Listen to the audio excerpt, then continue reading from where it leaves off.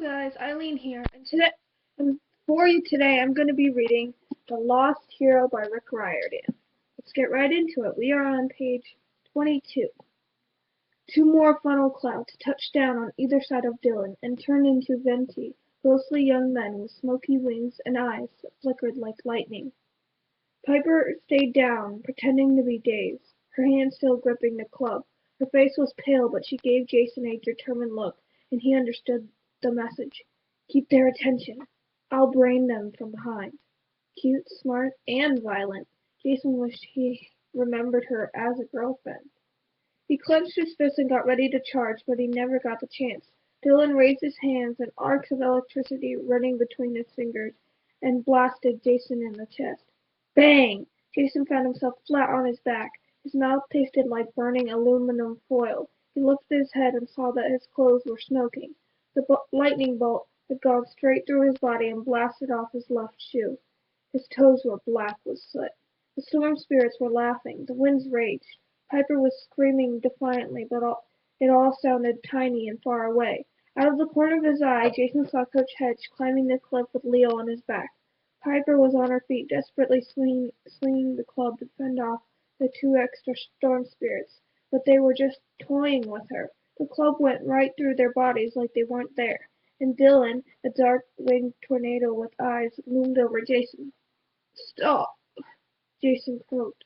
He rose unsteadily to his feet, and he wasn't sure who was more surprised, him or the storm spirits. How are you alive? Dylan's form flickered. That was enough lightning to kill 20 men. My turn, Jason said. He reached into his pocket and pulled out the gold coin. He let his instincts take over, flipping the coin in the air like he'd done it 1,000 times. He caught it in his palm, and suddenly was holding a sword, a wickedly sharp, double-edged weapon. The ridged grip fit his fingers perfectly, and the whole thing was gold, hilt, handle, and blade. Dylan snarled and backed up. He looked at his two comrades and yelled, Well, kill him!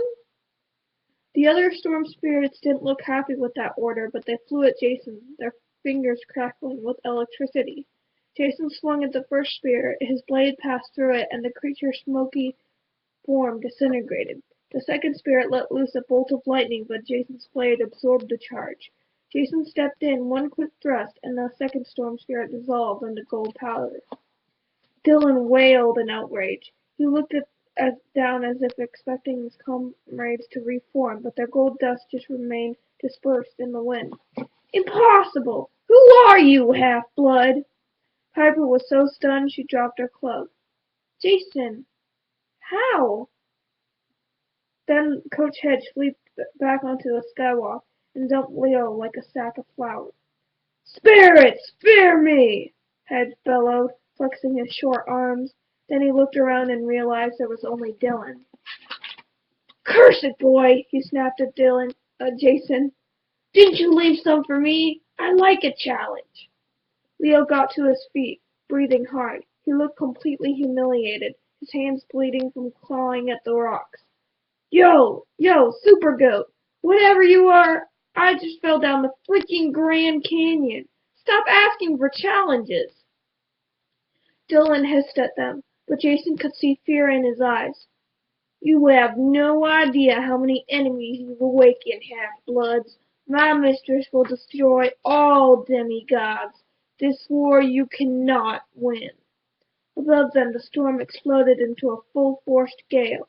Cracks expanded in the skywalk. Sheets of rain poured down, and Jason had to crouch to keep his balance.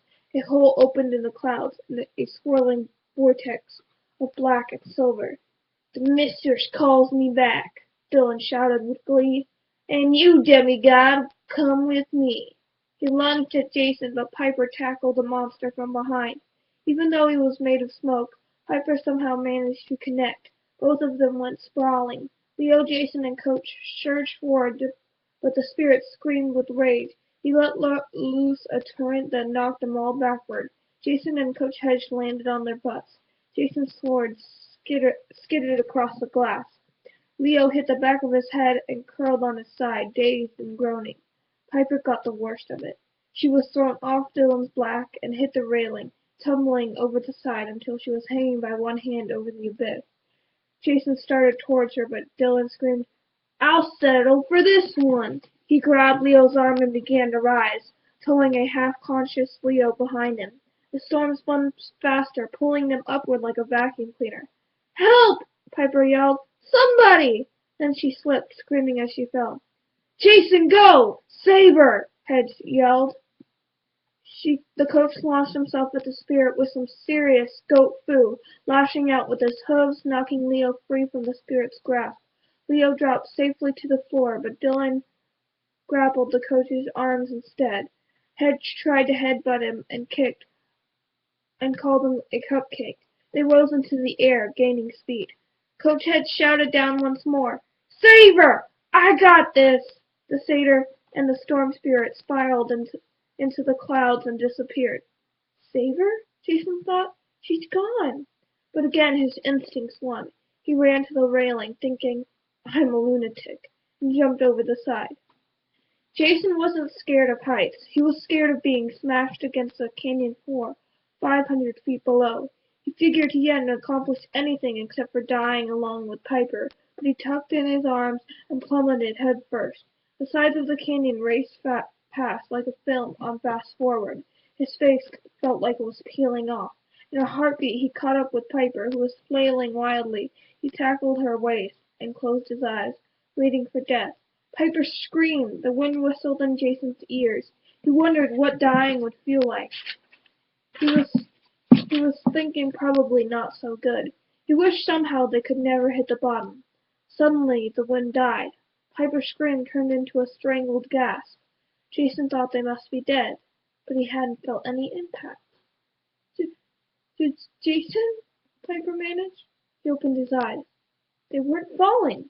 They were floating in midair, 100 feet above the river. He hugged Piper tight, and she repositioned herself so she was hugging him too. They were nose to nose. Her heart beat so hard Jason could feel it through her clothes. Her breath smelled like cinnamon. He said, "How did you—" "I didn't," he said. "I think I would know if I could fly." Then he thought, "I don't even know who I am." He imagined going up. Piper yelled as they shot a few feet higher. They weren't exactly floating, Jason decided, but he could feel pressure under his feet like they were balancing on the top of a geyser.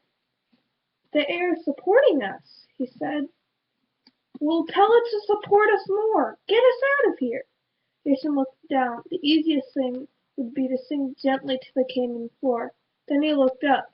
The rain had stopped. The storm clouds didn't seem as bad, but they were still rumbling and flashing. There was no guarantee that the spirits were gone for good. He had no idea what had happened to Coach Hedge, and he'd left Leo up there, barely conscious. "We have to help them," Piper said, as if reading his thoughts. "Can you—" "Let's see." Jason thought up, and instantly they shot skyward. The fact that he was riding the wind would have been cooler under different circumstances, but he was too much in shock. As soon as they landed on the skywalk, they ran to Leo. Piper turned Leo over and he groaned. His army coat was soaked from the rain. His curly hair glittered gold from rolling around in monster dust. But at least he wasn't dead. "Stupid, ugly goat," he muttered. "Where did he go?" Piper asked. Leo pointed straight up. "Never came down. Please tell me he didn't actually save my life." "Twice," Jason said. Leo groaned even louder. "What happened? The tornado guy. The gold sword. I hit my head. That's it, right? I'm hallucinating?" Jason had forgotten about the sword. He walked over to where it was lying and picked it up. The blade was well balanced, and on a hunch he flipped it. Mid-spin, the sword shrank back into a coin and landed in his palm. "Yep," Leo said. "Definitely hallucinating." Piper shivered in her rain-soaked clothes. "Jason, those things." "Venti," he said. "Storm spirits." "Okay, you acted like you've seen them before. Who are you?" He shook his head. "That's what I've been trying to tell you. I don't know.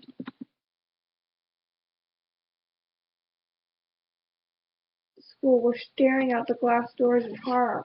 Security guards were working on the locks now, but they didn't seem to be having any luck.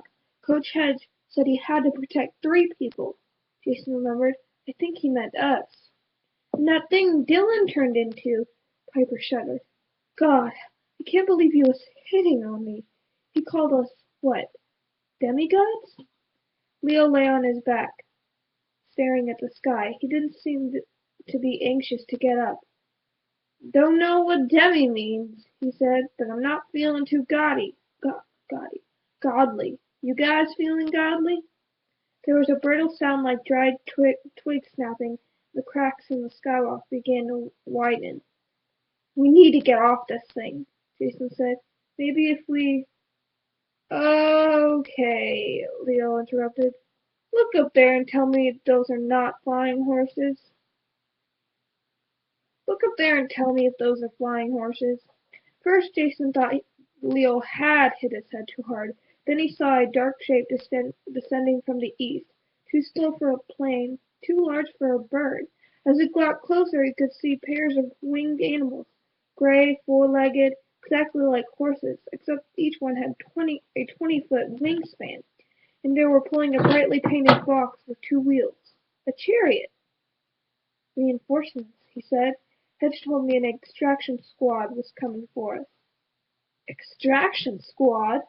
Hedge told... Extraction squad? Leo struggled to his feet. That sounds painful. And where are they extracting us to? Piper asked. Jason watched as the chariot landed on the far end of the skywalk. Flying horses tucked in their wings and cantered nervously across the glass, as if they sensed it was near breaking. 2 teenagers stood in the chariot, a tall blonde girl, maybe a little older than Jason, and a bulky dude with a shaved head and a face like a pile of bricks. They both wore jeans and orange t-shirts, with shields tossed over their backs. The girl leapt off before the chariot had even finished moving. She pulled a knife and ran towards Jason's group, while the bulky dude was reining in the horses. Where is he? The girl demanded. Her gray eyes were fierce, a little startling. Where's who? Jason asked. She frowned like his answer was unacceptable. Then she turned to Leo and Piper. What about Gleason? Where is your protector, Gleason Hedge? The coach's first name was Gleason? Jason might have laughed if the morning hadn't been quite so weird and scary. Gleason Hedge. Football coach, goat man, protector of demigods? Sure, why not? Leo cleared his throat. He got taken by some tornado things. Venti, Jason said. Storm spirits. The blonde girl arched an eyebrow. You mean anemoi? Dorlai? The Greek term. Who are you, and what happened? Jason did his best to explain, though it was hard to meet those intense gray eyes. About halfway through the story, the other guy from the chariot came over. He stood there glaring at them, his arms crossed. He had a tattoo of a rainbow on his bicep, which seemed a little unusual. Jason had finished his story. The blonde girl didn't look satisfied. No, no, no! She told me he would be here. She told me if I came here, I'd find the answer. Annabeth, the bald guy grunted. Check it out. He pointed at Jason's feet. Jason hadn't thought much about it, but he was still missing his left shoe, which had been blown off by the lightning. His bare foot felt okay, but it looked like a lump of charcoal. The guy with one shoe, said the bald dude. He's the answer. No, Butch, the girl insisted. He can't be. I was tricked. She glared at the sky as though it had done something wrong. What do you want from me? She screamed. What have you done with him? The skywalk shuddered and the horses whinnied urgently. Annabeth, said the bald dude to Butch. We gotta leave. Let's get these 3 to camp and figure it out there. Those storm spirits might come back. She fumed for a moment. Fine. She fixed Jason with a resentful look. We'll settle this later.